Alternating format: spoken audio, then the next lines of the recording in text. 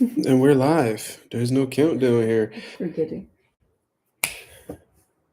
What's going on, y'all? This is Marcus Rosa, aka Mazuma TV, back at y'all with another live. Man, I hope everybody's having a blessed, beautiful, positive, productive night. I had a great day overall, man. We got some things that we currently need to discuss going on in the boxing world, but I'm gonna let a few of y'all come in here before we do so.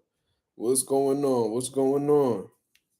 We're gonna talk about Gervonta Davis roasting Keyshawn Davis's world title win, and if it's a legitimate point that Gervonta Davis is making, we're gonna talk about Gervonta Davis versus Lamont Roach.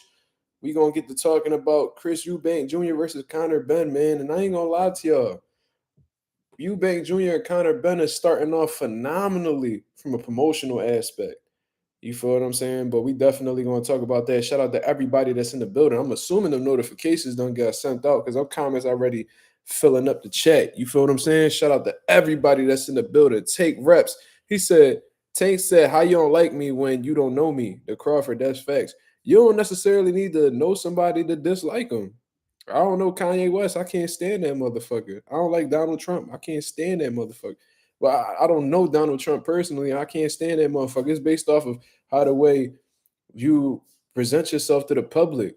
And Gervonta talking as if he's talking from an innocent perspective. You disrespected the woman of the mother of his children. You know what I'm saying? You done talk crazy about him on social media, and then you sitting back talking about how you don't like me when you don't know me, bro. You disrespected him on social media several times. What the fuck you expect? Like it was a dumbass comment to make in all honesty, but it's Gervonta Davis, man. What are we surprised about? Coffee Plant, what up? J Cash, what up? Great Gambino, what up? Let's see. Already Coffee Plant. Terry Scott, I can see what Tank is saying, but how will we know if Keyshawn ready if he don't give him a chance? That's a legitimate point because there's been several people that the media came out and said wasn't ready. Floyd, one of the biggest ones was Floyd Mayweather when he had his first title shot against Gennaro Hernandez. There was people saying he wasn't ready. They said Floyd wasn't ready for Diego Corrales. They said Earl Spence wasn't ready for Kell Brook. I remember that. They was calling him the next Jeff Lacey and all this crazy shit. You know what I'm saying? You never know what somebody is capable of doing or what they're ready for until you let them out the cage. You feel what I'm saying? Like that's just the reality of the situation. We could sit here and talk about how motherfuckers ain't ready for this and ain't ready for that. When in reality they might be, or they might have something to them that we don't know about yet.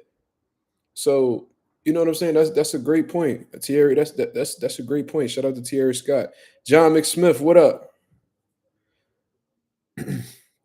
Tank must have got amnesia or something. Yeah, bro. It's like I don't be understanding that. Niggas be putting themselves in victim mentalities.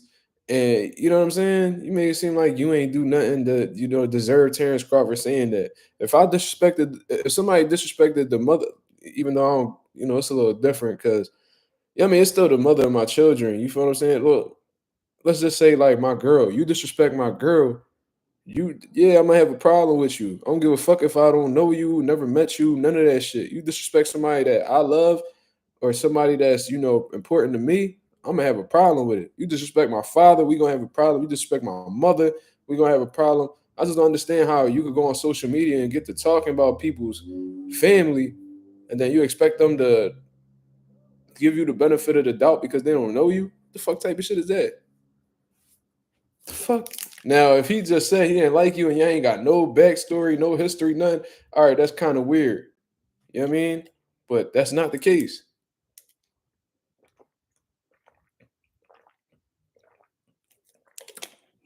Then this nigga say that Terrence Crawford, baby mom or wife, whatever, girl, then he say she was like 380. So you making fun of her for being big. You know what I'm saying? You making fat jokes and shit. So like what you expect, bro? I don't really understand where he coming from. You know what I'm saying? Uh yeah, he was calling his wife fat. I mean, you even mentioned the nigga kids. Like, I know he ain't mentioned them in a disrespectful way, but you still mentioned them. He got every reason to not like you, bro. That's all I'm saying. I mean, if I disrespected somebody like that and they said they didn't like me, I'd be like, I said I could see why. I can see why he don't like me. You know what I mean? And if I'm saying so, and you know, if Tank is coming out here and he's making those, you know, comments towards Terrence Crawford, he must not like Terrence Crawford neither. And, you know, logically, based off of what you're saying, you don't know him personally. So what the fuck is the problem? He said Philly view. You don't even see nothing, bro. This is the reflection of my apartment. You know what I mean? Ain't nothing going on. My view ain't nothing crazy. Not yet. Next John I'm gonna get, if I don't get a crib, the next apartment I'm gonna get gonna have a nice view. I might have to go up west. I might have to go up West Philly coffee plant. I might have to go up west, or at least City Line Ave around there. Maybe. Jay Cash said, I met a couple Nebraska niggas in my life from Omaha, especially them niggas don't take disrespect lightly. I mean, as a man, nobody should take disrespect lightly, regardless of where you from. Honestly. Because if you allow disrespect to be a thing in your life, everybody gonna walk over you. I ain't never tolerate disrespect. Even when I was young, I used to step up the old heads because I felt like because when you young and everybody know this, you know, you always got them old heads that they think because they older than you that you gotta respect them even if they disrespecting you, right? There was I had a cousin. I have a cousin. You know what I'm saying? One time we was playing basketball outside. We playing basketball and shit. And we was in the middle of the game, and the old head was like, "Yo, let me get a shot real quick." I'm like, "Yo, we in the middle of a game. Like, I hate when niggas be trying to get jump shots up." You know what I'm saying? And we in the middle of a game, so the ball had ended up going out of bounds or whatever. The old head took it. He was like, "Oh, you don't want to give me a shot?" Mind you, this is my family. Like, this is like a relative of mine. And we was playing in front of like this abandoned school, and I guess they was about to start doing construction on the school, so they had like a gate, like a metal gate in front of it that you pretty much had to climb over to you know, get something from behind the gate. He gonna go, "Oh, you don't want to give me a shot?" This nigga go, because he was used to chumping all the other kids that used to chill with his kids and shit. That's what I was doing. I was chilling with his kids, playing ball with his kids and shit. We was all around the same age group. So he go throw the ball over the gate. I'm like, what? And that was my basketball. So I was pissed. I was like, yo, go get that shit. He was like, no, you go get it, young boy. You fuck out of here, young boy. You go. I said, all right, cool. This nigga had a brand new van, bro. Like brand new van. That shit was polished and all. You could tell that was detailed. That wasn't a car wash. That was a detail. Nigga, I went, got over that gate, took that ball, hit the shit out his van. Boom! With the fucking ball, bro. Put a big ass circle mark right by like one of his back windows. And he was like, oh, young boy, you lucky, you lucky, you young nigga. I beat you the fuck. I said, oh yeah, you not gonna do nothing, nigga. I will beat you the fuck up out here, nigga. And at the time I was like 17, I'd have treated him. Because at that time, that's when I was like on all bullshit, boxing, wrestling, and all. And old head, like he had a little injuries from some street shit he went through. So I knew he couldn't go toe to toe with me. And I'm disrespecting him in front of his kids. You know what I'm saying? And his kids didn't say nothing. And when he walked away, I was like, you know what? I said, yo, you keep talking this young boy shit. I was like, all right, call my step pop. He came right up the block. Yo, what's going on? I told him the situation. He was like, why would you do that to my stepson? Like, what type nigga you is? Oh no, man, he wasn't. He said, bro, you was trying to son my stepson, and he retaliated. So what you want to do? Like, what's the problem? Nigga got the stuttering. Oh yeah, man, you know what? You right. Try to shake my hand. I was like, nah, nigga, right in front of him. Nah, I'm not shaking your hand. Fuck you talking about? Right in front of his kids. So not only was he pussy, I'm not cool with that side of the family no more anyway. Not only was dad pussy, but the kids pussy. Let a young nigga disrespect me and Michael just watch it happen. Nigga, you better fuck this young boy up. But they knew they couldn't fuck with me anyway, so you know what I mean? Niggas already knew what type of time I was when I was that age. I might have been a little older. I was like around 17 for sure. But anyways, you know what I mean? It's always them fucking old heads that think they could disrespect you because they older than you. You supposed to sit there and just take it. Pause. Got me fucked up. Shout out to everybody that's in the building, man. Let's get into these boxing discussions. Let's get these likes up. What if young kids trying to play you? Can't no young nigga play me. Can't no young nigga play me. You crazy? Young boys at my gym don't even play with me like that. They see that shit in my face. I'm not the nigga to be. I remember the one time we had this one kid, right? He used to go around shaking niggas' hands hard as shit, right? Like trying to be all macho. And so I'm like, yo. So he came, he shook my hand, bro. This nigga fucking had my shit. And I'm like, yo, and I fucking smacked his hand off. I said, young boy, stop squeezing people's hands like that. Nigga, what the fuck wrong with you? He was like, oh, I can't help that I'm strong. I said, nigga, you not strong, nigga. You know what the fuck you doing? Stop shaking niggas' hands like that, nigga. Yeah, like trying to prove something like you a superior, nigga. I will smack the shit out. And I told him, I was a young boy. I said, I don't give a fuck about your age and none of that. I will smack the shit out you. Stop playing with me. I said, I'll go get your dad and I'll fuck your dad up too. Oh, you ain't fucking my dad up. I said, all right, well, after I fuck you up, why don't you watch me fuck your father up? He was like, oh, this nigga really crazy.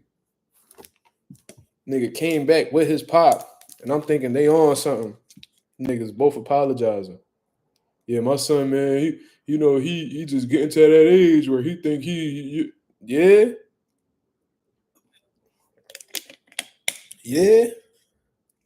Nah.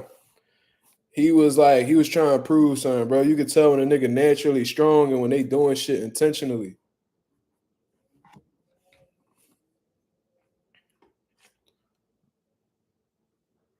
You know when niggas trying to stud up on you.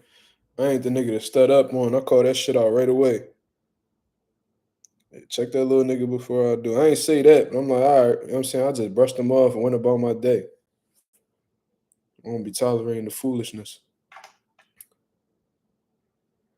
To be that one. Yeah, and that was the crazy part was he was taller than me. He was at least like 6 foot, like 16, 6 foot. And his pop was tall too. Give a fuck about none of that. Black Caesar, what up, baby? What you mean you really a bad kid? Who a kid, nigga?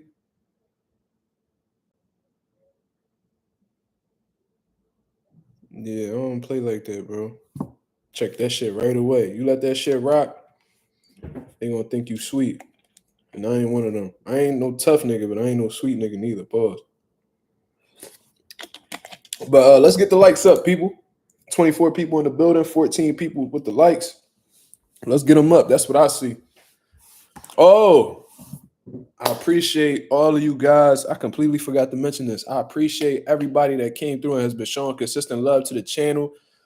We hit the 2,600 mark, man. I'm highly appreciative of everybody that's been coming through, supporting the channel, giving the channel a chance. You feel what I'm saying? We definitely getting there, man. Now we more than halfway towards the 3K mark. You feel what I'm saying? A lot of you guys been here before 1K. Y'all been here for 1K, 1.5K, 2K, 2.5K, and we on our way to 3. And we only scratching the surface of what we really plan to do in this YouTube shit. You know what I'm saying? So thank you very much. I got one of the best support systems on YouTube. I could give a fuck how small my channel is. And bro, ain't nobody fucking with the nation, cuz. I swear to God.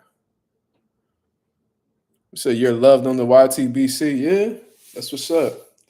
I feel like niggas don't be really acknowledging me. I'm a small channel, but you know what I mean? We gonna get our we don't be looking to just, be giving credit. We gonna take that shit. You feel what I'm saying? Shout out to Take Reps. I don't really understand that name though. Take reps. Take reps of what? What you taking reps of? What's that? What that mean? That shit sound kind of weird.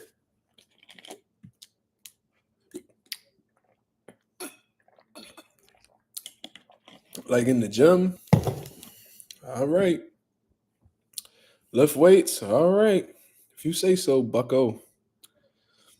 We definitely moving up in the world. And look, none of this shit is possible without y'all.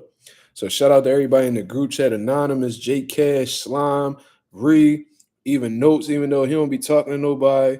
You feel what I'm saying? And whoever else I didn't mention, my boy Ralph. I don't really see him in the building right now, but Ralph. You know what I mean? Shout out to MarkMazuma TV clips. Shout out to everybody that be on here every day. Y'all niggas don't take a day off. My boy Lorenzo out in Japan. He also in the group chat. Coffee Plant, always in the comments. You feel what I'm saying? Oscar de la Pasa, one of my favorite guys in the chat. Whenever he feel like coming through and showing love, you feel what I'm saying? Thierry Scott, man, just thank you to everybody, bro. Big Soldier MX, absolutely. Y'all been doing a great job in supporting me, and I'm highly appreciative of y'all. So let's keep building.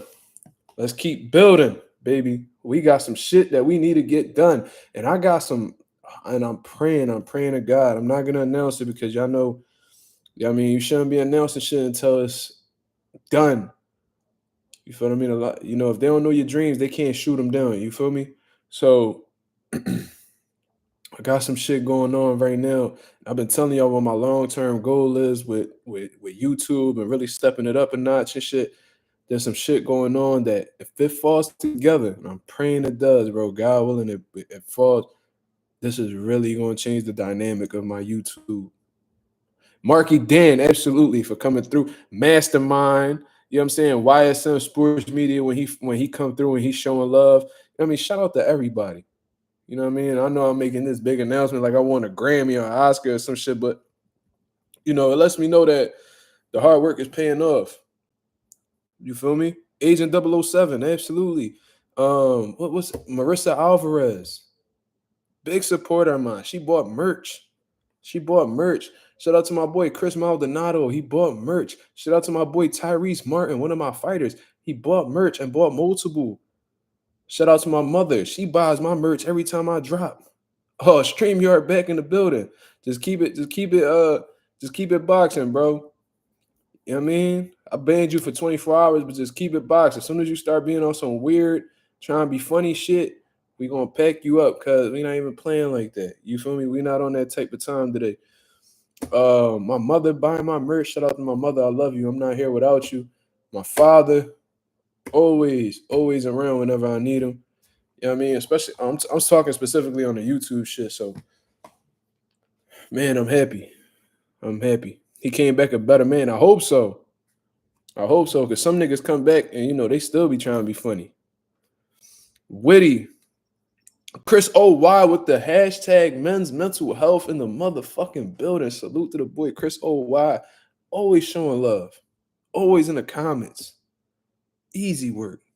You know what I'm saying? But we about to be 18 minutes in and we didn't even get to this boxing talk. So let's talk about what Gervonta Davis had came out and said about Keyshawn Davis. You know what I'm saying? Keyshawn Davis is currently the WBO lightweight champion of the world after defeating Dennis Berinchyk and knocking him out with a left hook to the body. You know what I mean? He was unresponsive. He did not make the count. And nonetheless, Keyshawn Davis got a pretty dominant victory over Dennis Berinchyk. Dennis tried his best to, you know, be, you know, unorthodox.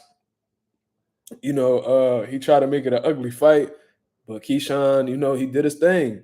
And he's been on a roll lately, man. He woke up the boxing world a little bit with that Gustavo Lemos performance. You know what I'm saying? Even after Gustavo Lemos came in extremely overweight, the commission could have easily pulled the plug on that fight and canceled it. But, you know, they did what they did. And Keyshawn Davis is a factor in the lightweight division now. You know what I mean?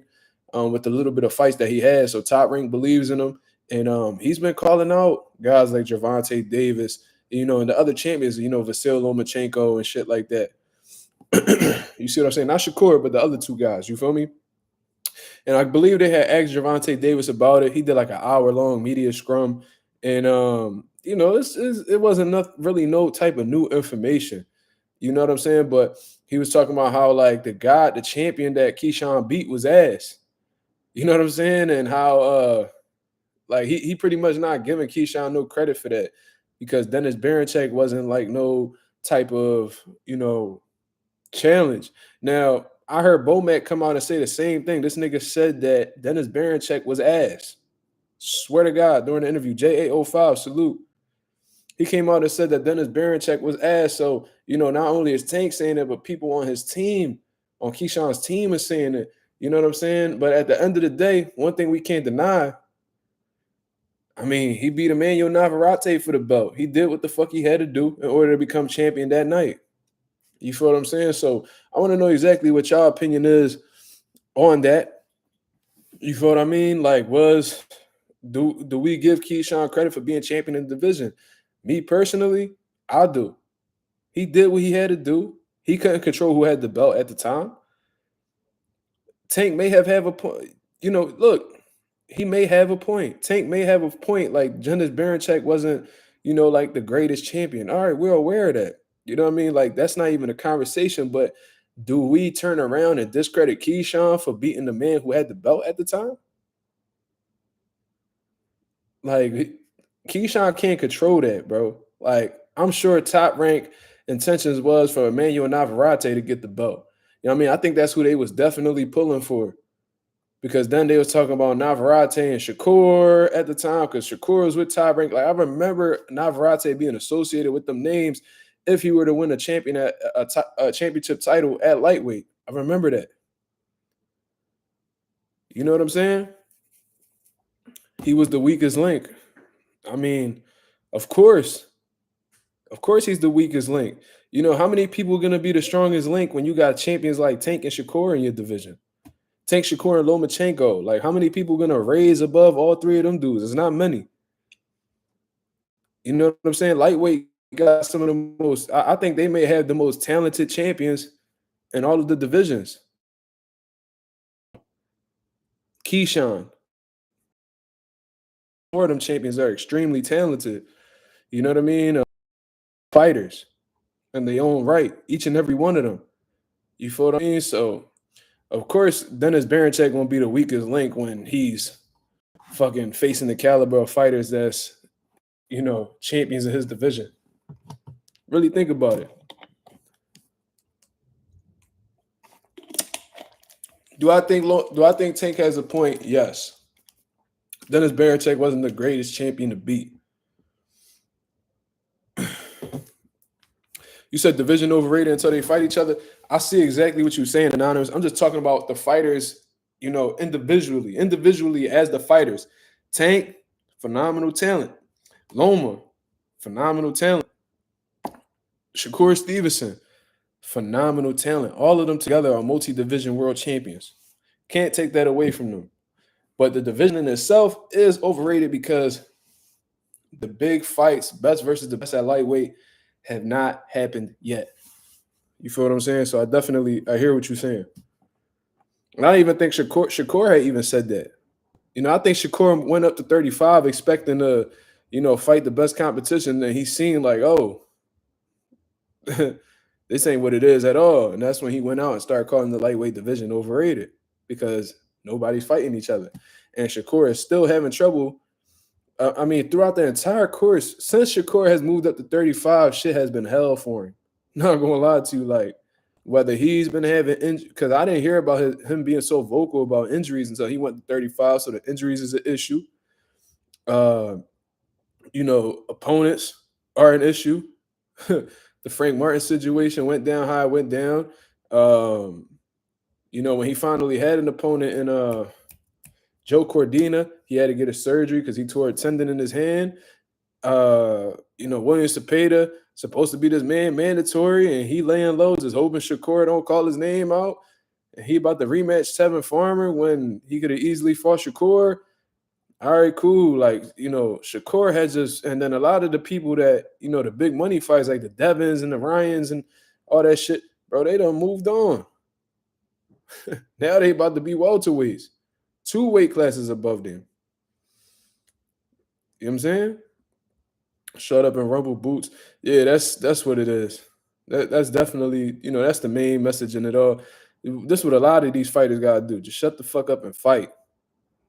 You know how they was telling them basketball players, them little racist, them white supremacists come just shut up and dribble, man. And them niggas been dribbling, and LeBron been dribbling for fucking 20 plus years. That's what these fighters got to do. Strap the fuck up. Pause. Put your fucking gloves on and get the fuck to work.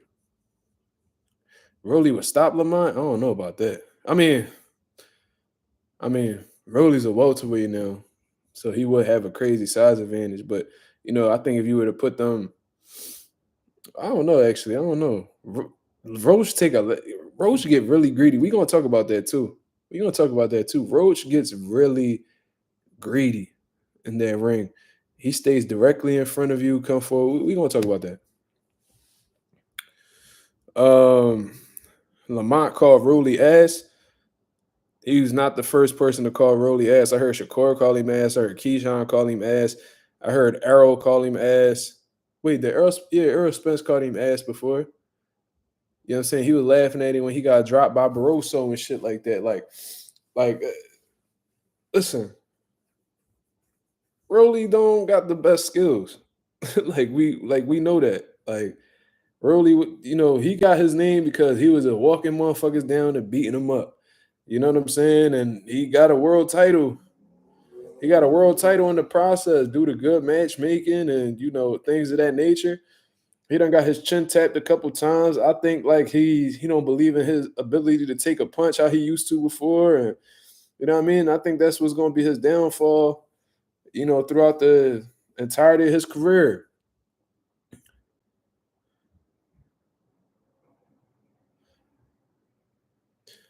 Yeah, Spence only said that because Rolly said Spence has no defense. The irony in Rolly telling somebody that they don't have defense is crazy. Al Leonard messed with Rolly. Hey man, Leonard real loyal to his fighters, man, or fighters he's dealt with in the past. Rolly telling the nigga they ain't got defense is crazy. Especially Earl. Earl's defense is better than yours. Like the fuck? Until like the Terrence Crawford fight, he didn't really take punishment all like that. You know what I'm saying? He had a high guard, it was effective, and he took his little half steps back to get out of range, and he stepped off the line and shit. He was way more polished defensively than Rolly. So I don't even know what the fuck Rolly talking about. Pitbull was catching Rolly with everything. Yeah, you let that 5'4" nigga with a 4'11" reach hit you with everything he had in his arsenal. And you talking about niggas ain't got no defense. Rolly is a loyal dude. I heard Leonard Ellaby say that Rolly was the only person that he's ever dealt with, and I'm assuming this includes Floyd, that will call him every day to check in on him. So, yeah, he definitely got some loyalty in him. But Rolly's no longer with Mayweather Promotions.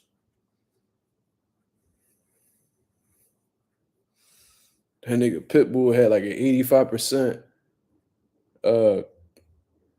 power punch percentage. Punches land. That nigga broke the what's that shit called? The CompuBox record.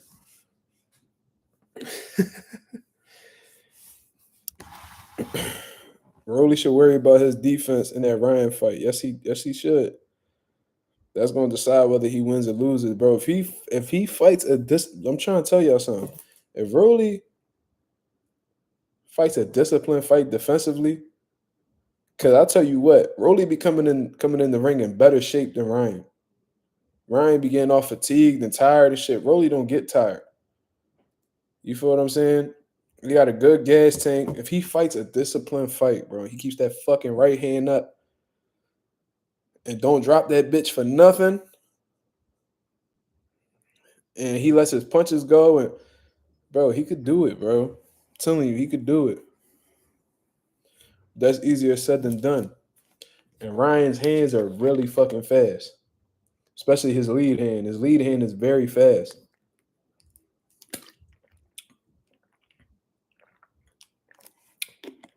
Rolly don't even got to be sharp to beat Ryan, bro.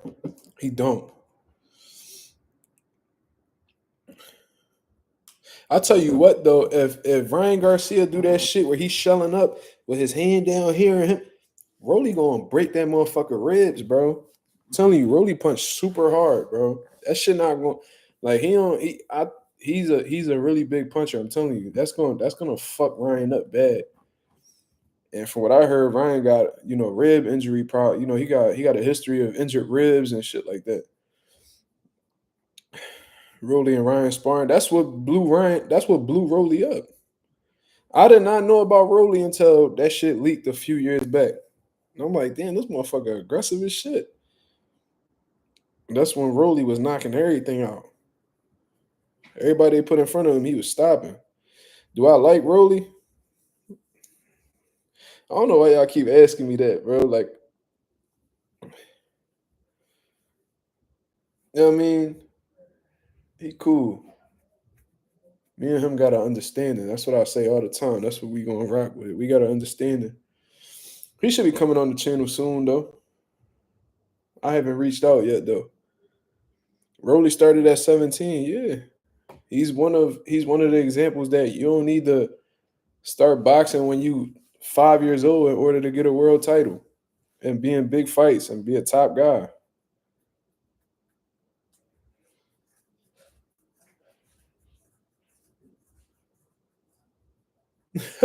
Yo, why y'all keep saying that Rolly want me in his corner? No, the fuck he don't. Who he with? Silas? Who he training with right now? He got some real experienced guys, man. Much more experienced than me at a high level. He be all right. I tell you what though, I'm better than Coach Bullet. Definitely better than Coach Bullet.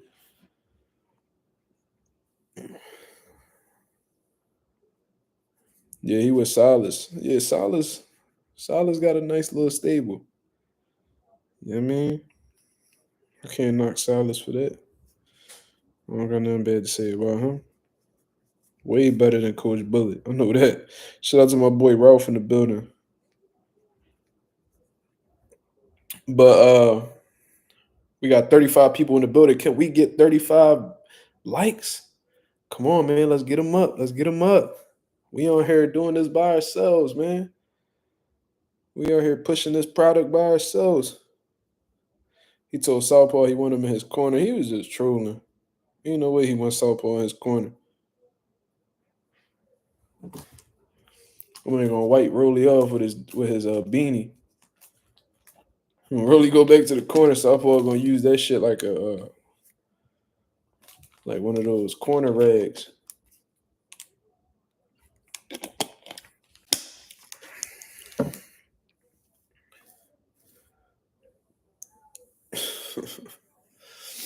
But all right, on to the next one, man. So what we gonna talk about next? And like I said, we're gonna talk about Tank Roach. You feel what I'm saying? I was watching the press conference a little bit, man. I didn't watch it in its entirety, but it's pretty much been the same thing. You know, Gervonta Davis, respectful, calm, not too dramatic or talking too spicy and stuff like that. Apparently, Lamont Roach's mother was there, and when Tank found out, he got real quiet and real to himself. And he decided not to, talk crazy at the press conference. And that let me know something about Tank. And it looked like he was genuinely serious. He wasn't trolling or anything like that. It looked like Tank was genuinely serious about not uh being disrespectful. It looked like that was really his intention. He wasn't playing around. And that let me know one thing for sure. One thing for sure. And that Lamont Roach interview on the Breakfast Club kind of confirmed it for me. These guys are cooler than they're making it out to be. These guys are actually pretty good friends. You know what I'm saying? These guys, for Tank to actually have the respect to not really engage with Lamont and pretty much stay humble, that let me know that he's showing respect to Lamont's mom. One and another thing, he might know Lamont's mom. Like they might be cool on that level. You feel what I'm saying? That's the impression that I'm getting because I got a best friend, right? And when we talking, we just be talking like, man, fuck you, blah, blah. We talking shit back and forth. But when his mom come around, like I ain't even about to be playing with you like that. Like I ain't about to get cursed out by your mom, and then I'll be all embarrassed and shit. You know what I mean? It's a respect thing. You know what I'm saying? It's a respect thing. Like, you know what I mean? And the same way will go vice versa. My mom step up and Justin and my best friend Justin, you know what I mean? If he see her, he not gonna talk crazy in front of her. It's a respect thing. Cause we cool and I don't want to disrespect, your family. That's what it comes across like for me, you know. And then I'm watching the Lamont Roach interview. He talking about how, they really cool, like they done been out together and shit like that. I'm like, whoa. So that makes a lot of sense as to why Tank has been pretty reserved. And I ain't gonna lie, Roach been talking crazy. Roach been talking crazy, and Tank don't really, hold his tongue for nobody, or you know what I'm saying, or anything like that. Like when niggas talk crazy, he talk crazy. Like whatever you want, he on eye for eye type shit. But Roach talking crazy, and he's still standing down. I'm like, that's weird, bro. Like I'm sorry, that's weird to me. Like I don't really understand that. It almost, and it's not the same thing. I'm sure. You know what I mean? I doubt Tank will ever had his mentality, but it kind of remind me of Jamel Charlo. Remember Jamel Charlo? He talked greasy to everybody, talking about he gonna do this, he gonna do that, knocking you out. Then when he got around Canelo, it was like, and they wasn't cool or anything like that, but it was the respect factor. It was the respect factor. I'm like, bro, why you ain't keeping the same energy with Canelo like you do with everybody else? You were talking shit about Canelo for almost a decade, probably a decade, and you finally getting the opportunity, and Canelo talking crazy to you, and you still standing down. Like, hey, yo. Now I'm telling you, I think these are different circumstances. You know what I mean? Because Tank's still saying like, "Oh, I'm doing bad. You shouldn't bring your mother and all this shit." So I'm not saying he's exactly taking the Jermel Charlo route, but it is kind of strange to see Tank acting like this, especially when you're getting close to the fight. When you get close to the fight, you get more excited. You know what I mean? More testosterone in the room, and you know what I'm saying? Jermel definitely admired Canelo. That shit was weird. I'm like, bro, how you admire a nigga? How you been playing it all these years? Like you don't fuck with Canelo and you beat Canelo and all this shit. And then when you get in front of this nigga, now you filled with admiration. How that work? That lets you know that these niggas be hating, but they low key be looking up the niggas on the low. You feel what I'm saying? Yeah, Canelo was talking, bro. Canelo was putting the bait out there. Canelo was putting the bait out there for Jamel to talk shit. He still ain't say nothing. I'm like, wow. I'm hearing Lamont Roach talking about how he gonna knock Tank out. He been telling every media outlet how he gonna knock Tank out. And Tank's not really shooting back at him. He's shooting more at niggas that he ain't even fighting. He's shooting at Shakur. He's shooting at Keyshawn. He talking about that if he was Terrence Crawford, he would have snuffed T.O. and all this crazy shit.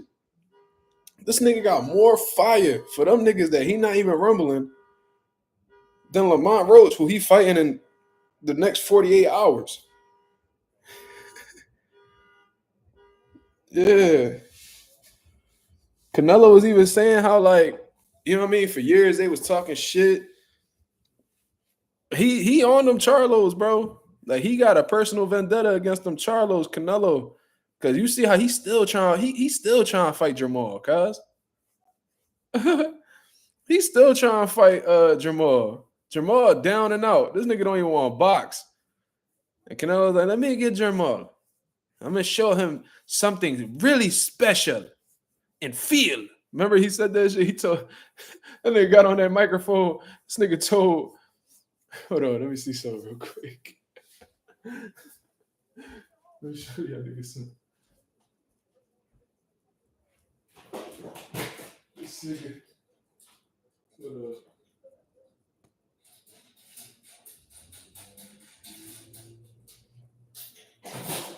That nigga got up there on that motherfucking microphone. He said, you are not on my level. He told Caleb Plant. Caleb Plant was like, shut the fuck up. Shut the fuck up. Canelo was like, you are not on my level. I'm going to show you something special and feel. I was like, oh shit, this nigga angry than a bitch. I was like, hold the fuck up. That nigga was right at Caleb Plant. I was like, hey, yo. I don't even know what the fuck we was talking about, but Yeah, Canelo be talking greed. He been trying to get. Oh yeah, he been trying to get at them Charlos for a minute. He said they talking a lot of shit. I was like, oh, he had he took pleasure in fucking Jamal up. Now he want Jamal, and Jamal somewhere crying, drinking a mojito. And they go over there drinking a motherfucking mojito. He ain't worried about Canelo. Canelo mad as shit trying to get that lick back. Yeah, Caleb Plant. Caleb Plant got a loose screw though. He something wrong with him for sure. Something really wrong with Caleb. He like, you know how people got that conscience and it's like, yo, man, don't do it. You know what I mean? Because I even got that where it's like my demons telling me to do something, like drop something. Your conscience like, nigga, ain't worth it. You got a son you gotta come home to, blah, blah, blah. And then I fall back. I don't think Caleb got that. I don't think Caleb got that conscience. You know what I'm saying?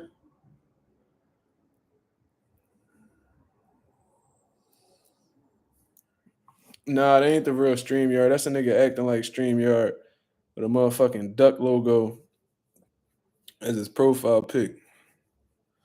Just trying to be funny, that's all. But yeah, he been trying to get at them Charlos for a minute. So shit funny, bro. Oh yeah, let me address that one comment. Hold on. Jermel been pretty inactive, yeah. But I seen a comment. Hold up. Yeah, he want to fight the He want fuck the Charlos up, but he don't want no Benavidez action. StreamYard said, y'all seen Edgar Berlanga give Lamont advice? Yeah, what the fuck? Yo, I'm glad you brought that up, StreamYard. I seen that on I think it was one of Lamont episodes. This nigga Lamont training. This nigga Berlanga trying to give him advice. Like, Berlanga, the arrogance of you, my nigga. He's better than you. He's accomplished what you haven't accomplished. He's done things that you haven't done. Who the fuck are you to give him advice? Because you had one fight with Canelo Alvarez and you got your ass whooped. What the fuck can you tell him? How to survive for 12 rounds? Well, like, what the fuck can you tell him? You went, got your ass whooped by Canelo. You was mad that you wasn't getting celebrated by the Puerto Ricans. So you had a couple friends in Puerto Rico that made you feel better and drove around motorcycles with you around the country. And now you coming back and you some type of star, or you feel like you this vet now, nigga. You're a nobody, bro. You was bro. Just keep it real, bro. You was a cherry pick. You was a cherry pick. Canelo wanted some easy work, nigga. He saw you. He was like, I'll take that, and went and cashed a check after whooping your ass. Easy for 12 rounds. You ain't win a single round. How many rounds did Edgar Berlanga win?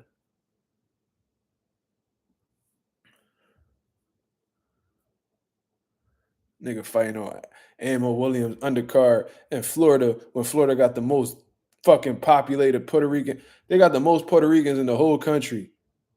Go look it up right now. Who got them? What state in the United States has the most Puerto Ricans? Florida. Then there's New York, and I think it's Philly, Pennsylvania. I think it's Philly after that. But regardless, nah, when I had done the research, Florida won, bro. And I know a lot of Puerto Ricans in Florida too. Florida has the largest Puerto Rican population among U.S. states, with an estimated 1.2 million residents, surpassing New York, which had previously held the top spot.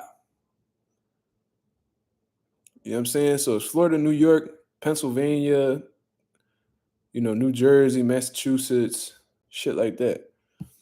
Bro.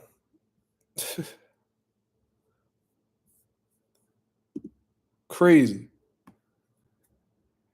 You feel what I'm saying? So you dead ass You flaunting like you this big motherfucking superstar because you went 12 rounds with Canelo. You some type of star. You done made a whole hit list. Come to find out, you fighting some dude that after a little bit of research I had done was a decorated amateur in Puerto Rico and shit like that. But the nigga's coming off of what, a 10-year layoff? Was that what it was? Coming off of a 10-year layoff. And I think for the previous camp, dude was his sparring partner. I think the dude did a podcast, Jonathan Gonzalez Ortiz, 20-0 dude, right? That's who Edgar Berlanga's fighting next. But apparently, he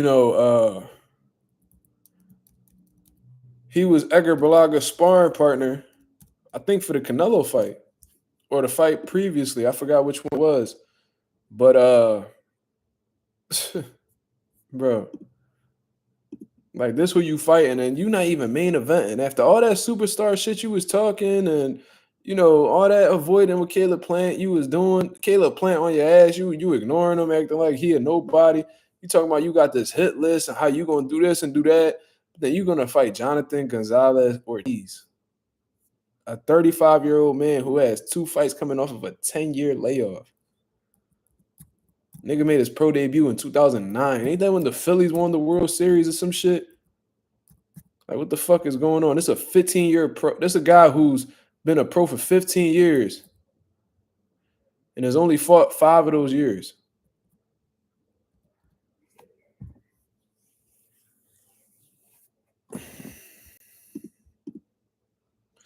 Crazy. You know what I mean?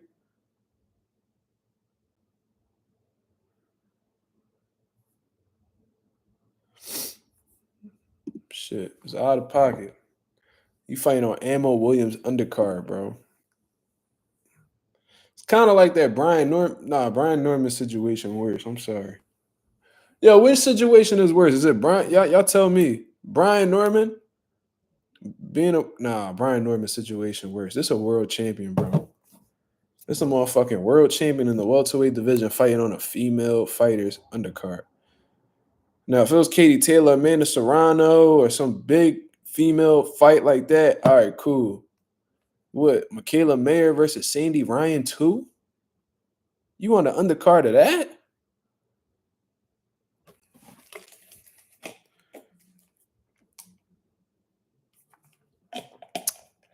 Shit is crazy. But still, Edgar Berlanga John is a bad John. So I'm sitting here watching him give Lamont Roach advice, and it's like, bro, Lamont, I feel like if anything, Lamont should be giving you advice, brother.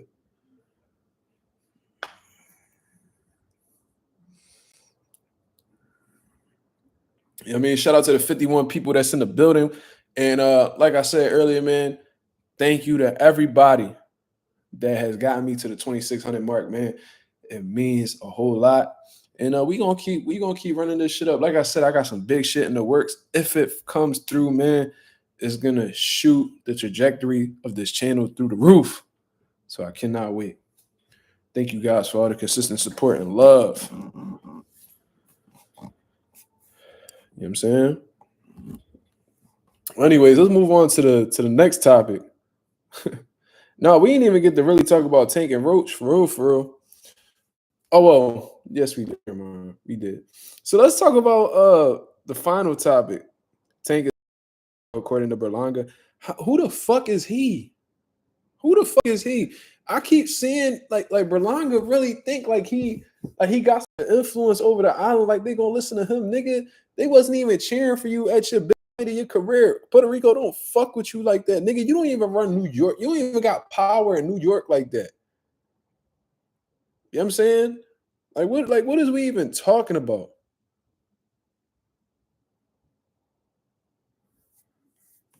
This shit is frustrating, bro. Like the arrogance of this motherfucker, bro. You telling that nigga he can't come to Puerto Rico. Like, who the fuck are you, bro? You're a fucking nobody in Puerto Rico. Could give a fuck if you Puerto Rican. Ain't like you get niggas touching in Puerto Rico. Nigga, if you don't go chill with Fat Joe, lean back and go sit your dumb ass down somewhere. You know Ain't no fucking nigga. You ain't no fucking Rican from the island. You ain't involved. You ain't politicking with no real street niggas in Puerto Rico. Cut it the fuck out. Read your phone. What you mean read my phone?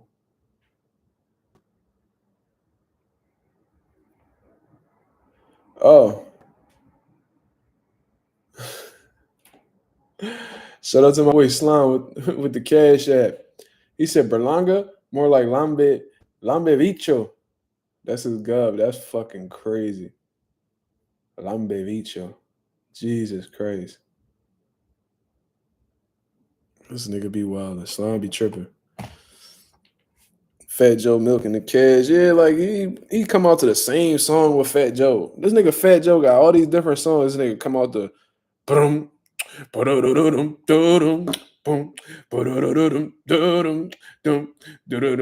like then Fat Joe just dropped a fucking hit the other day. Then he hit that you ain't want to come out the all the way up. You know with Remy Ma and all that shit. Yo, Fat Joe got all Fat Joe really got bangers, bro. Like bangers. What was that one John he had, bro? Bro, he had a crazy. He could have came out the twins with him and Big Pun. You know what I'm saying? Like you could be. I mean, you could. Like,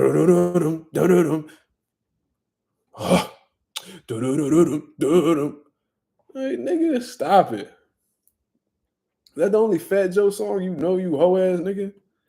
Anyways, he can't tell nobody they can't go to the island. Shut up. That's the thing too. If you ain't gonna tell them crackers like Jake Paul that they can't come to the island, don't be telling Tank that he can't come to the island. Fuck is you talking about? They gentrifying the shit out of Puerto Rico, buying up all these cribs, and you ain't speaking out about that and all the bullshit that's going on in Puerto Rico due to these motherfucking crackers moving over there. So don't be acting like you this bona fide street nigga from Puerto Rico that got power and influence. Nigga, you ain't shit.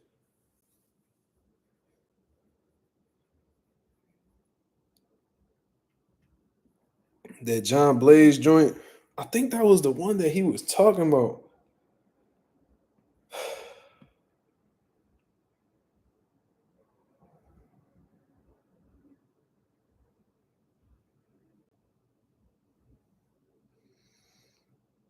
I think he had a song with Big L.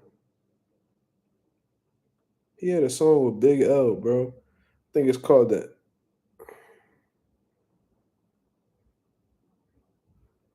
Was it called The Enemy?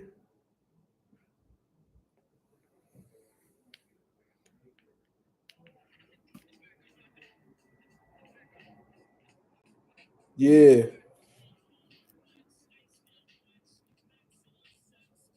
Man, Big L was nasty, cuz.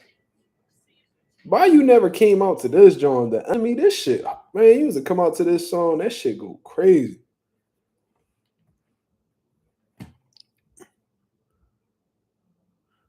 Bro, trust me, the shit that I be saying on YouTube, this shit only be like 40% of me, bro. I don't be saying what I really be wanting to say for real. Yeah, Big L was cold. Yeah, Fat Joe snapped on that joint too. That was probably his best verse I ever heard. But you ain't run Slime, you ain't gonna run down on Berlanga. Stop it. Berlanga a clown, but he not somebody to run up on either. That nigga strong. Yeah, I remember Roy Jones gonna knock Fat Joe out. And Fat Joe was like, I got like 40 guys with me, Joe, with Roy. I think Roy give a fuck about that. I think he had some. I think on the lean back song, he had some little sneak diss at Roy Jones, and that shit pissed him off. Then when he see you in person, you start bitching. But let's talk about this Eubank and Conor Benn shit, bro. First thing I'm gonna say, for sure, yo, they doing a hell of a promotion. A hell of a promotion with this fight, bro. Like this shit right here, I ain't even gonna lie. I wasn't really with it at first because I don't really like, you know what I'm saying? Like these 2 week, like this 2 weight class move up shit is starting to get on my nerves. You know what I'm saying? Like I said, you know, Chris Eubank could have got more meaningful fights in his weight class. You know, he turned down the Hamza Shiraz John. He could have fought Jonapek from what I heard. He could have been in some real meaningful fights in his weight class. You know, Conor Benn, he got somebody in his stable that's a world champion right now. He don't even want to look his way. Jaron Ennis. And I know Jaron Ennis on the, he looking after bigger fish and shit like that. But regardless, he won't even dare explore that opportunity. He over here talking about how fighting Kell Brook, Amir Khan, Manny Pacquiao, that, those are names. And, like try to say that nobody in Philly know Boots. Are you out your fucking mind?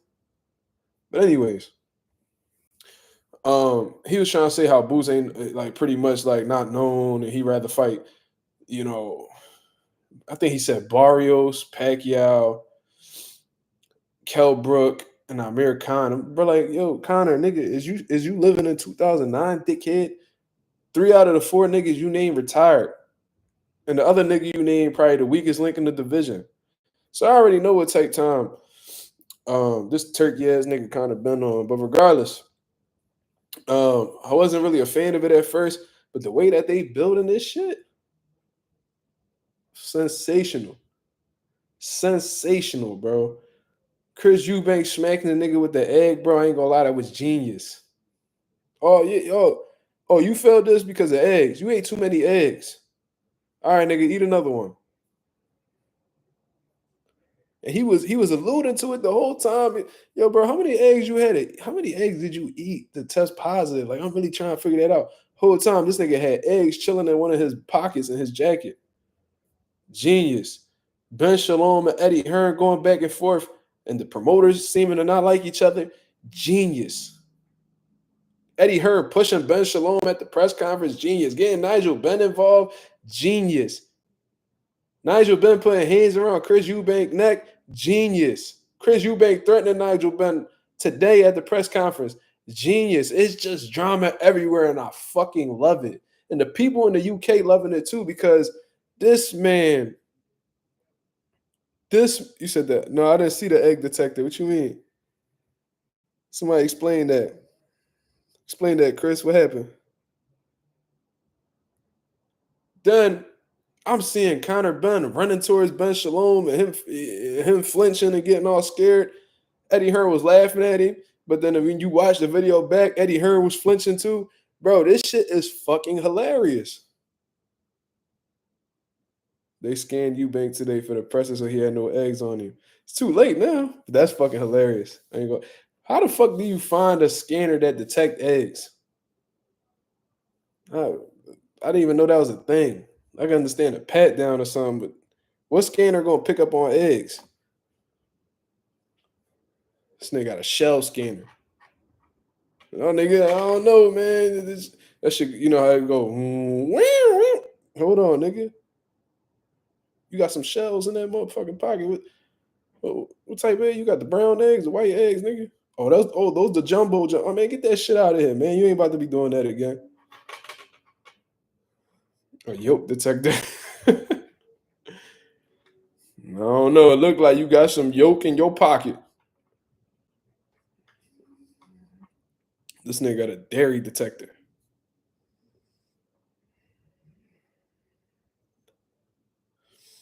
Forever Dedicated asking, do I think Conor is emotionally locked in? What does that mean? Like, emotionally invested?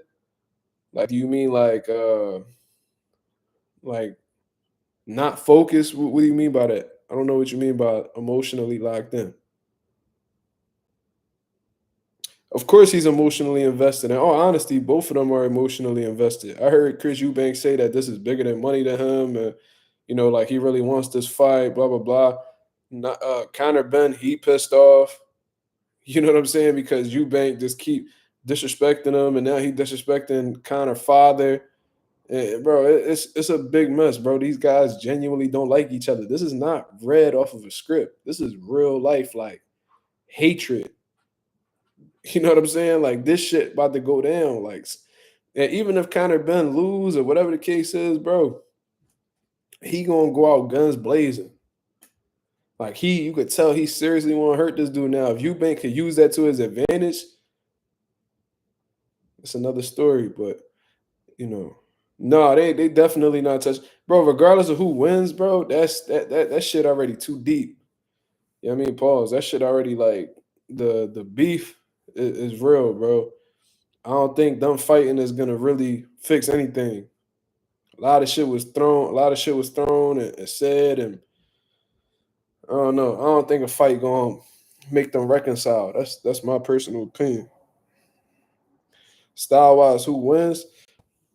The thing is, it's more than styles that's gonna play a factor in this fight. Like Conor is obviously smaller, for real. For like he's a lot smaller than Eubank.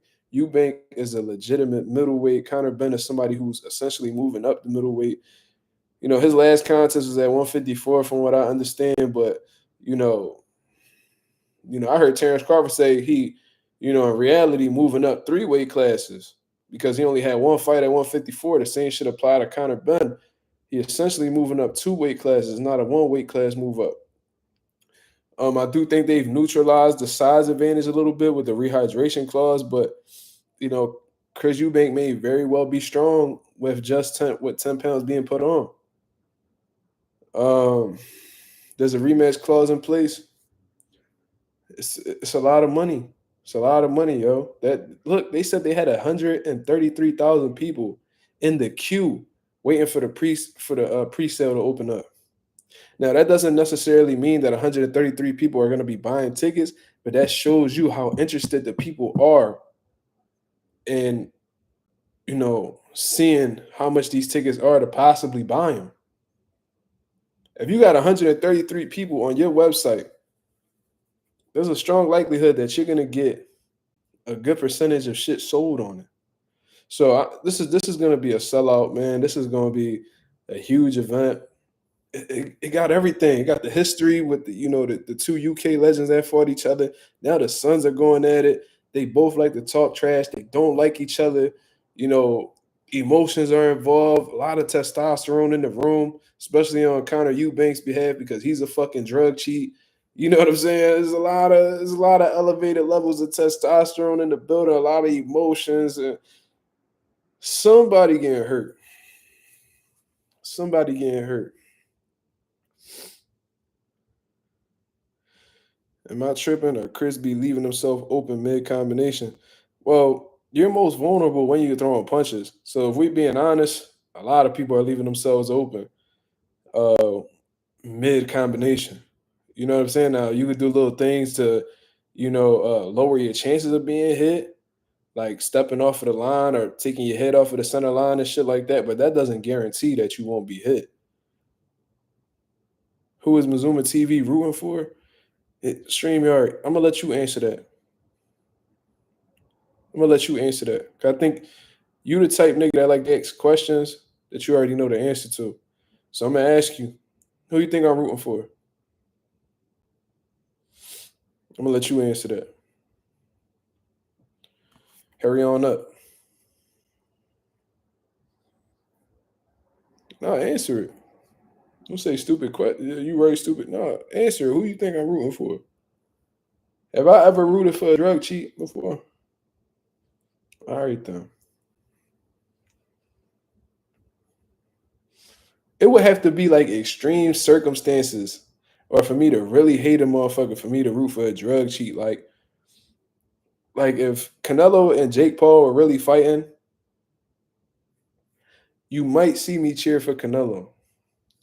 I was just playing around when I was rooting for Canelo to beat Berlanga. I really didn't care who won in reality, but it would have to be like that, bro. Like that'd be the only way I root for Canelo is if he about to fight Jake Paul, because if Jake Paul were to somehow win, it'll make boxing look super bad. And on some real shit, boxing going bro, boxing gonna take the biggest L ever. That shit is gonna crush the sport.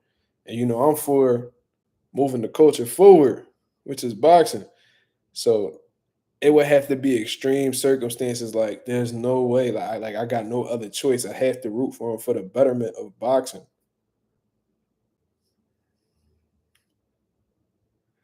Mark, we know the YouTube boxing is all clowns, but you seen Turkey and KSI talking. Yeah, I seen that. I didn't really understand. I didn't really understand it because Turkey has historically talked shit about social media boxers, and KSI is a social media boxer. But KSI at the same time, doesn't he have like a big boxing platform that has real fighters on it? What is it? Overtime? What is it that KSI has? Well, Misfits. And Misfits got some they got some solid fighters, right? Or I'm tripping. Or is that somebody else?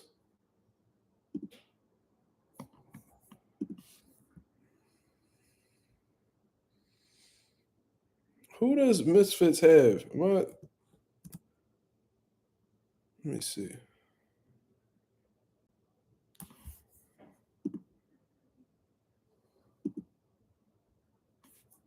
They're not really showing their roster or nothing.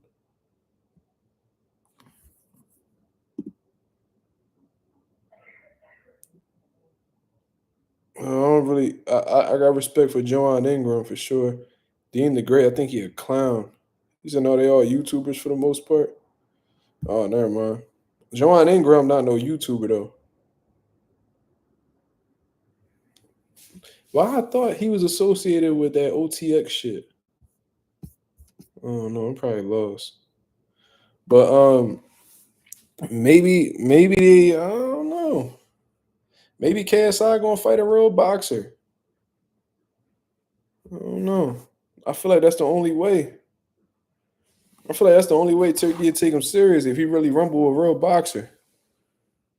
Or if he really trying to set up KSI and Jake Paul for, the Disney Channel belt or something. I don't know. I wonder what they was talking about. That's actually a good question. Dean the Great, that nigga's a fucking clout chaser. He's not terrible from what I've seen. He's not terrible. But like, nigga, we'll pack you the fuck up at Pivot Boxing Academy. Tell that bitch ass nigga Dean the Ween. You know what I mean? He a motherfucking weenie. You know what I'm saying? Tell that bitch ass nigga, if he's so fucking nice, tell him to come to my gym. I bet you we pack that nigga the fuck up. Deanie the Weenie. Weenie Hut Jr. ass nigga. Bet you we fuck Dean up at Pivot. Deanie the motherfucking weenie.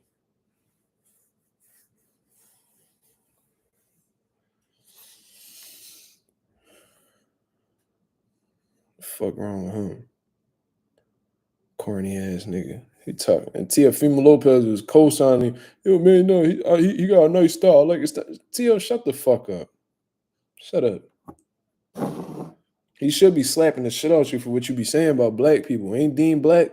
Am I tripping? So not only is Deanie a weenie, he's a fucking coon. So I really don't like him.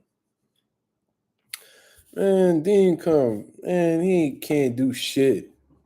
Look, he can't do shit. Nigga's a fucking turkey. Tell him I said that.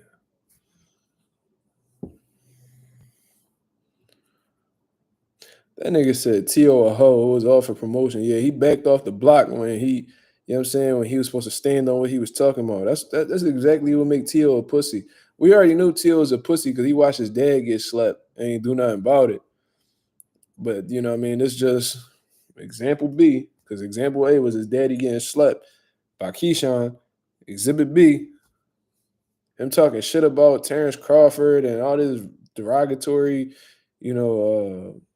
racist shit that he was saying about Tank and Terrence and all that. And then once you get in front of Terrence, it's all for promotion, bro. It's all for promotion. But I want to spar though. You was just talking about you wanted to fight him. Now you talking about sparring. Get your pussy ass off the block, nigga. Oh, Jesus Christ. I hope Terrence Carr run into him outside of Saudi. Slap the dog shit out of him and get away with it.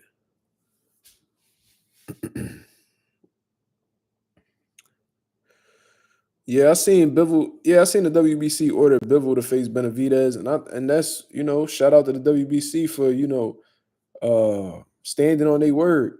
You know what I mean? I just find it funny that they ordered Bivol to face Benavidez. Was there any type of time frame on it? Let me see. How long do they got to negotiate? They probably didn't even put a time frame on it. 'Cause I remember at one time they ordered. I think they ordered Canelo. Let's read this.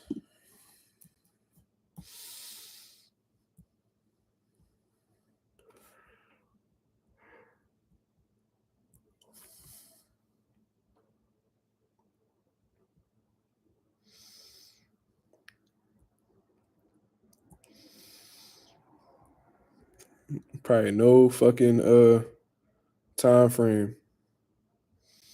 How long do they have to negotiate before it goes to a purse bid?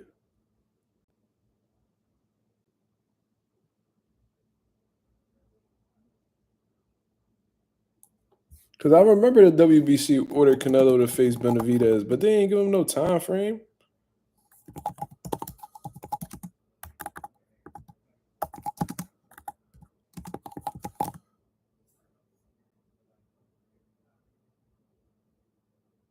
Yeah, Canelo to face David Benavidez about order the WBC. So these niggas be ordering shit, but don't be like trying to stand on it. You know what I'm saying? Like I remember it clear as day. They told Benavidez, yo, we gonna make you the mandatory. We gonna force Canelo to fight you. Think that what they say, March of 2024, and ain't nothing happened. Nothing happened. So just because they order shit don't necessarily mean that a fight is gonna come together. You know what I mean? The WBC most likely they gonna give Dimitri Bivol and Better Be the pass to do a trilogy. And in the meantime, Benavidez is probably gonna link with Riyadh season or whatever and go punch on Callum Smith, which is still a good fucking fight. You know what I mean? So I mean, I guess we'll see. I think they'll force Bivol. I think the WBC will force Bivol before they Canelo. Canelo bring a lot more money.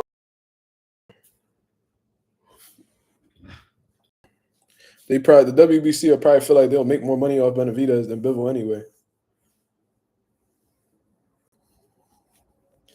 Yeah, bro, think about it. WBC was like, oh, we ordering Canelo to face Benavidez. It was crickets. Benavidez like, yo, been this nigga mandatory for how long? When they gonna enforce the mandatory? Never enforced it.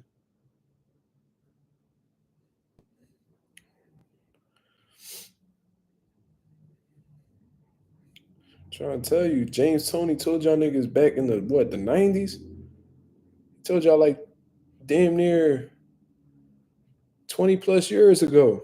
Told you the WBC stand for We Be Crooks. And ironically, he said that right before he disrespected Chris Eubank and Nigel Benn. The WBC stand for We Be Crooks. Them niggas still on that. And I think at the time it was Mauricio Suleiman's dad that was running the WBC. So, you know what I mean? Just like his daddy. Forever Dedicated said, Mark, we didn't really cover all the 10 answers of the media. Do we care? Because it's kind of the same.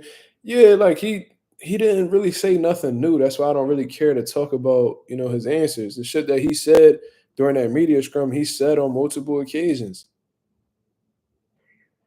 You know what I'm saying? So like what are we talking about? It's like I ain't really into, I try my best, and the people ask, I answer, but I try my best not to be repetitive with my content.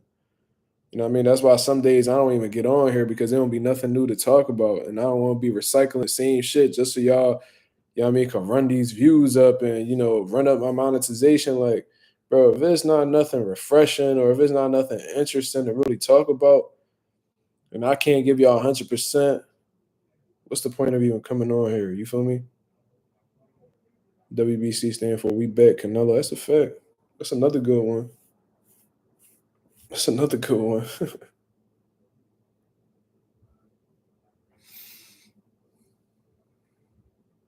What do y'all think of Ryo's comments with that's a good question right here. What y'all think about Ryo's comments towards Jose Benavidez Sr.? Now we know that they had a little bit of issues, and apparently, Rayo Venezuela has sent Jose Benavidez Sr. a letter to his gym, pretty much saying how he's no longer signed with them, and he has this lawyer and shit like that. So I think he pretty much sent them niggas like a cease and desist letter or something. And they've been pretty quiet. Like Jose Benavidez Sr. was low-key playing it like there was no issue. You know what I'm saying? Like he really didn't want to disclose anything that had went on between them. He was acting completely oblivious to what was going on. In the meanwhile, I'm seeing they saying that David Benavidez unfollowed Rayo off Instagram. So like there's something going on. They're not disclosed. They're not coming out and saying publicly. And Rayo didn't say much about the situation. Shout out to the media for actually asking that question. It's a great question that I would like to know about. But Rayo decided to stay shut on it as he's been doing, since their fallout. And he ended it with like, I don't really respect that dude. So obviously something happened. It could be a multitude of things. Maybe um Jose Benavidez Sr. did some grimy shit behind the scenes, and you know what I mean. Managers could do some grimy shit, bro. They got a lot of power. You know what I mean. They could easily scrape something off of the top of your purse. Whereas, like, let's say a promoter reaches out to to your manager and be like, "Yo, we want Rayo to fight Isak Cruz. We got 1.8 million for him." Let's say, and you're like, "Oh, okay." And then he goes over to Rayo and be like, "Yo, they offering you 1.2 million for Eastside Cruz. You want it? Oh yeah, I'll take it. Okay, $600,000. He's scraping off the top right there. Then on top of that, as a manager, contractually, he'll be getting a percentage of Rayo's $1.2 million. You know what I mean? Because snakes are very present in the managerial industry in boxing. It could be some shit like that. It's definitely business related. You know what I'm saying? And in boxing, when people usually have fallouts, it's due to money. So yeah, Benavidez unfollowed Rayo from what I understand. So yeah, man, it has to do with money. I would love to know the details behind that, bro. Maybe I don't know. I can't really see it. It said they fell out. Jose Benavidez Sr. was saying how he was like a son to him at one point. Yeah,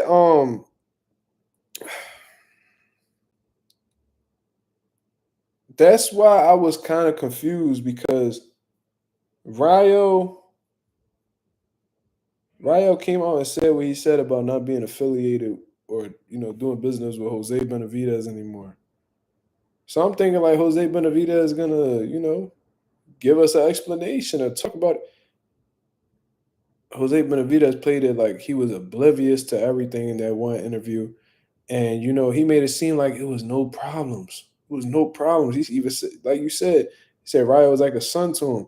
And I ain't gonna lie, I don't know what Jose did. I would love to know the details, but if Ryo just walked out because, just because he got a world title, whatever the case is, that's some grimy shit because Jose Benavidez, I know for a fact, perfectly put Ryo in position to become a world champion. Facts. I know this for sure. Remember I told oh fuck it, I'm gonna say it. No, I ain't remember when I told y'all that these world title rankings can be bought?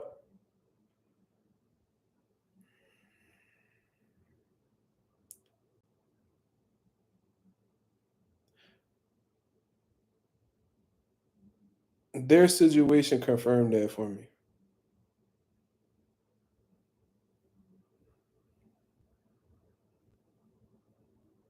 That's what opened my eyes and I ain't gonna say too much, but I've seen it with my own eyes, heard it with my own ears, you feel me? So yeah. Jose put that man in perfect position. Niggas ain't know who Ryo was until he went on the PBC and was, knocking shit out. Jose put him in perfect position, bro.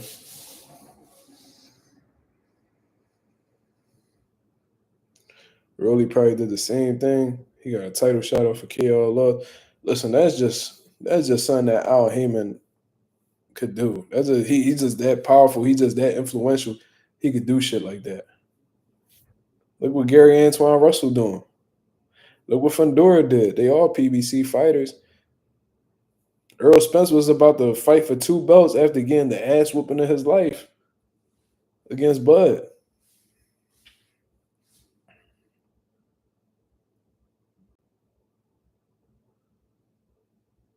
You got Gary in that fight. Yeah, I think Gary Antoine gonna I think Ryo's gonna try to box Gary. I think he's gonna try to box Gary like how the way he boxed Isak. The only problem is Gary is bigger,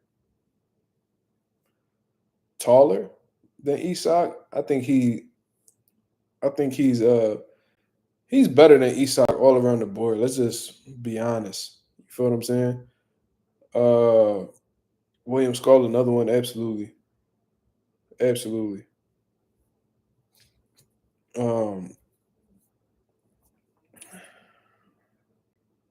You said Mortis Aaliyah.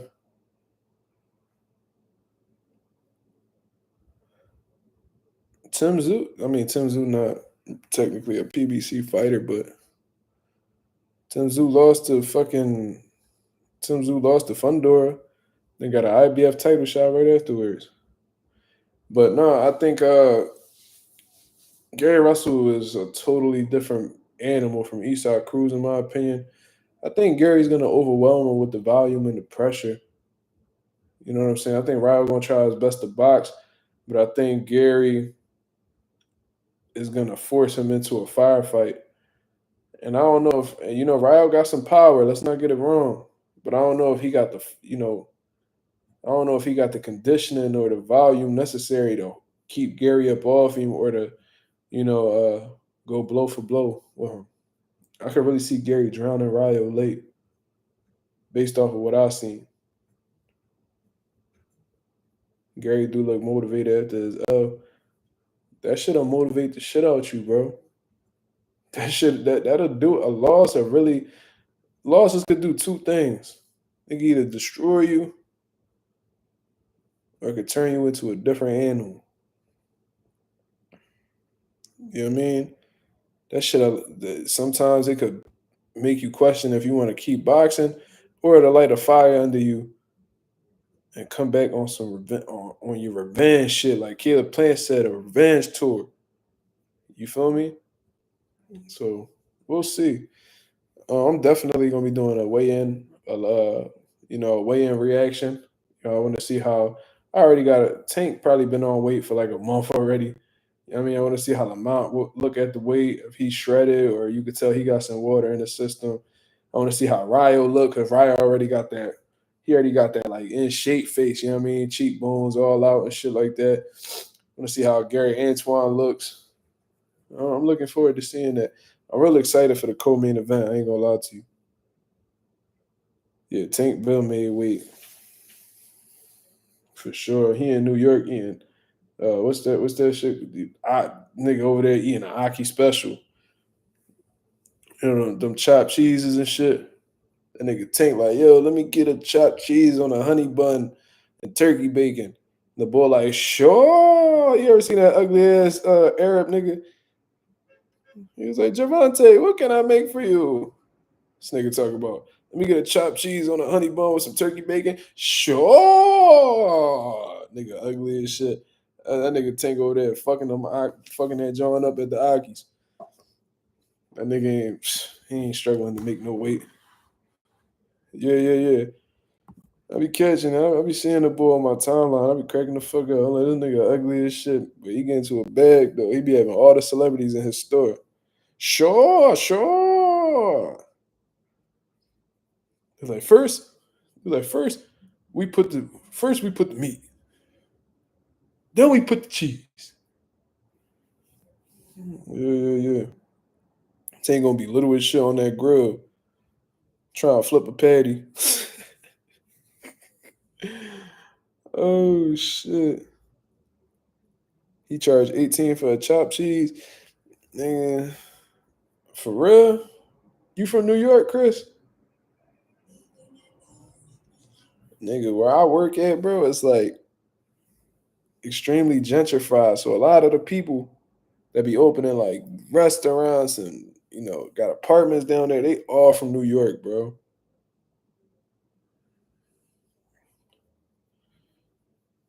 Where you from, Chris? Well, I think you probably done told me already, but where you from? What city you from? Uh, bro, so they be like New York is slowly coming to Philly, bro. It's crazy. I know that because when I be working with, clients and shit, they be giving me like New York IDs and shit. Bro, like you get a sandwich. You get a sandwich from one of these stores, it's $18 off the rip, bro. You get a soda or a juice, whatever, $20. Every time I buy lunch, I'm dropping 20 plus, bro. They got a Shake Shack down the block. That should be running you like 20 something dollars for a drink, fries, and a burger. That's like $23. Then they got this restaurant called Walkworks, and they do like stir fries and shit. I be getting the General Toast chicken stir fry with a motherfucking peach iced tea. That shit almost $20. Like, bro, everything expensive as shit, bro. I'm rich. I be mad as shit when I don't be having nothing to take to work. I know I'm gonna have to spend a couple dollars. And I be there like 5 days a week. That's almost a bean. Then I'm a bean plus I'm spending on lunch a week, bro. Shit crazy. I'll be on some shit where I be like, man, I just ain't gonna eat. I'll be all right. I'll be eating one of them lollipops at my desk, be like, yeah, this is gonna be my lunch right here. Real shit, bro. That's 400 a month. 400 times 12, that's 4,800. That's almost $5,000 a year that you spending on food. That's how I be thinking of shit.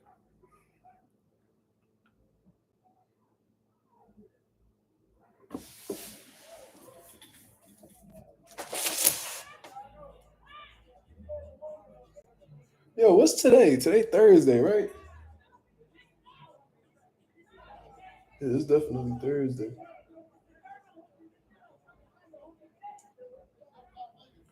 This bar always lit on Thursdays, cuz thirsty Thursdays.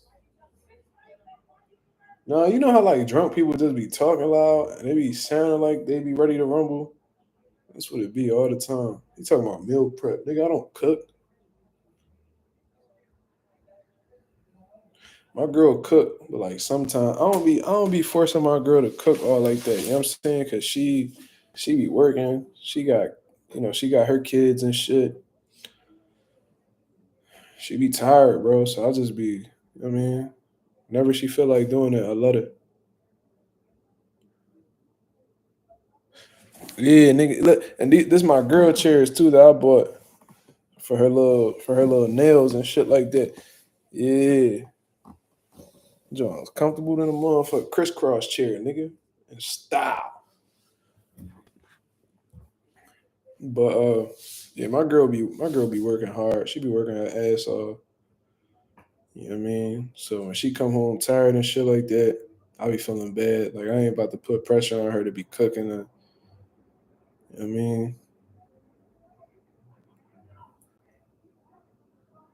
Yeah, they always be yelling out here, but they rarely rumble.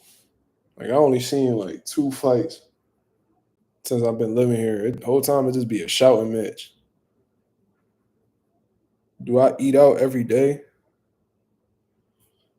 No.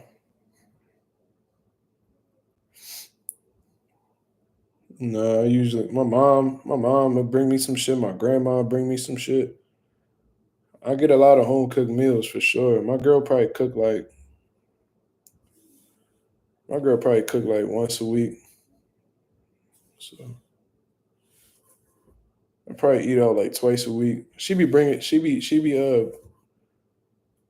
like this Korean chicken sometimes. Should be fire. What's my favorite food? I mean, I like my Puerto Rican shit. You know what I mean? I like my white rice, beans, of course. Spanish is called pollo guisado, but English is chicken stew. I like my carne guisado, which is beef stew. Uh, Lasagna on my Garfield shit. Um, what else? Steak. I fuck with steak heavy. Pasta, of course. I like my homemade. Yesterday I had homemade spaghetti from my mom. Fire. It's a lot of pasta I like. I like a lot of pastas. You know, before I think like 2 days ago I had chicken Alfredo. Really good. Um, yeah, bro. I'll be all around. Cheese steak, sometimes. Sometimes. You know what I mean? Do I like Jamaican food? I ordered from a Jamaican spot a while back. You know what I mean? Because my girl at the time, she wanted some Jamaican. My dad be eating Jamaican food. He like his oxtails and mac and cheese and all that shit. I ain't really too into Jamaican food. You know what I mean? Chinese food, I eat Chinese food. I like my boneless spare ribs with the rice. I like my pizza rolls for sure. Uh, what was that? I like my teriyaki. I already told y'all I fuck with that stir fry shit. I guess that's Chinese. I don't know. Um, yeah, I fuck with Chinese food too. But cheese steaks, regular cheese pizza, I like that. Pepperoni, pause. I like the sausage. That's probably my favorite one. Pause. The meat lovers pizza. Pause. Shit sound crazy. I even like those Sicilian pizzas. This nigga say duck soup. You trying to be funny because you stream yard, nigga? New York style of Chicago. Uh, I don't think I ever had Chicago style pizza. I don't think I ever had Chicago style pizza. I ain't gonna lie to you. No, I was in Chicago for like a good week and a half too. I don't think I ever had that shit though. We was at a lot of. I fuck with Mexican food. Shout out to my Mexicans. Those burrito tacos, real popular right now. They fire. Nacho. I fuck with nachos heavy. I be on my Beavis and Butthead shit, nigga. Um, with the nachos and shit. You know what I mean? Add the chicken in that motherfucker. All that. Quesadillas. Come on, man. Philly City Pizza Hut. I eat wings, yeah. I fuck with wings. I can't really eat no spicy shit like that, but I fuck with wings. Do Philly Pizza hit? I mean, it depends where you go. I don't think like we not known for it. I think we just be having regular pizza for real. I don't think I ever had pizza from Philly where I was like, yo, this shit crazy. Like I don't think it ever been like that. But I fuck with wings though. This nigga dedicated been talking about food all day. This nigga, you must be hungry, nigga. You ain't take your break at work? This nigga got me talking about food like crazy. But Chris O.Y. cheesesteaks though. I had a cheesesteak when I had a cheesesteak. That was my last day off. That was Monday. I had a cheesesteak Monday, but it was a chicken cheesesteak. I had a chicken cheesesteak. You know what I mean? With 2 bags of chips, nigga. New York known for pizza. Yeah, yeah, yeah. I had pizza in New York. That shit was a good spot that we went to. But I never had Chicago, so I can't compare the two. Like I said, when we was in Chicago, we was just eating at Mexican spots. You know what I'm saying? That shit was popping though. Ishmael Rose, you talking about You talking about Boots fighter. You talking about Ish. Them chicken cheesesteak egg rolls fire, cuz I co-signed that shit years ago. Like 2 years ago. I was we was eating that shit when my son mom was pregnant with him. I had brought her over a platter from there. Good job. I fuck with Boots how the way he be moving with his friends and shit like that. Like I remember when Steven Jackson came to his gym to interview him, he brought Steven Jackson and Ocho Cinco. He brought Ocho when Ocho Cinco came to Philly for a couple weeks to train with Bozy and Boots and them. He took he took Ocho to Ish's restaurant. When Steven Jackson came over here to interview him and talk to him, he took Steven Jackson to Ish's restaurant. Fucking and now the little nigga Neon been in Philly crazy lately. The nigga I seen Neon down Kensington. I said, what the fuck? What is we doing? But then he took Neon to Ish's restaurant. So he just keep putting his boy on, man. Like you could tell he really fuck with Ish for real. Did I see Neon in person? No. But I knew not to drive down in that direction because it was a shit ton of people down K&A when they found out Neon, I guess he got some fans. No, I ain't see it, bro. Like I'm out of touch with like these Philly rappers, and I think the nigga named like Skrilla or something like that. The nigga a dope fiend himself. You know what I'm saying? Like it's weird. Like this nigga be chilling with zombies, and he a zombie. This nigga told Neon, I thought you smoked crack. I swear to God, I thought you smoked crack. What the fuck, nigga? He gonna talk about Skrilla talking about I don't smoke weed. Nigga, you do every drug on this planet. You don't smoke weed? Shit crazy. Yeah, Neon definitely a fucking square. Can't stand him. I wouldn't want his goofy ass around me. I'd probably have him spar one of the girls at my gym so they could beat his ass. Soft ass nigga.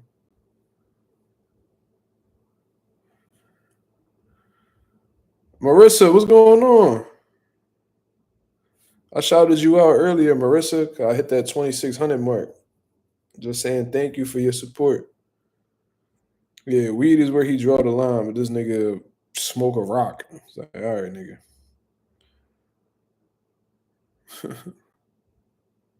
But I'm actually about to get up out of here, man. I'm tired. You can probably see it in my face, you feel me? Yeah, Neon filled with estrogen. I'm surprised the nigga ain't got titties at this point. But y'all have a blessed, beautiful night, man. I'll be back at y'all tomorrow so we could talk about, our final predictions for Gervonta Davis and Lamont Roach, the weigh-in reactions. You know what I mean? Final predictions for Gary Antoine Russell versus Rayo Venezuela. We definitely going to get into that.